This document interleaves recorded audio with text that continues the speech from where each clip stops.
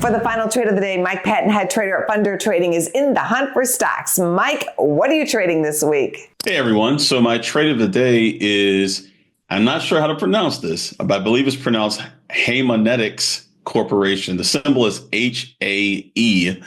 And this is a company, let's see, they do healthcare, medical equipment. They're based out of Boston, Massachusetts. They have about 3,600 employees. Not a very well-known company, but their stock looks very interesting right now.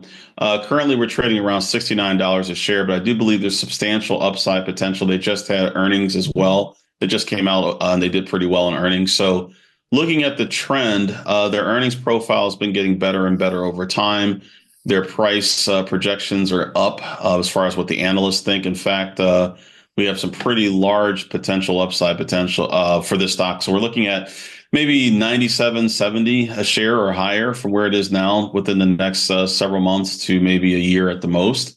But also talking about downside, if the stock is trading down, I would say below $60 a share, at the lowest, maybe down to $57 a share, I would say that's good evidence that it's time to get out.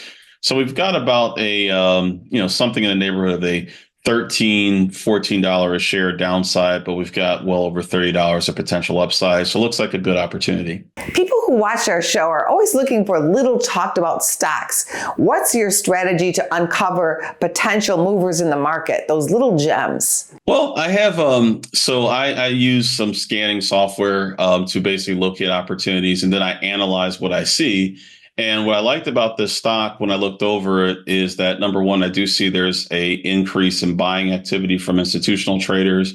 They've increased their stake in the company by, I think, 2.23% is the number. Also, the valuation. If we look at the last 5 years, the analysis says to me that the valuation right now for the company is fairly on the low, very low end. In fact, it's lower than what it's been in the last 5 years.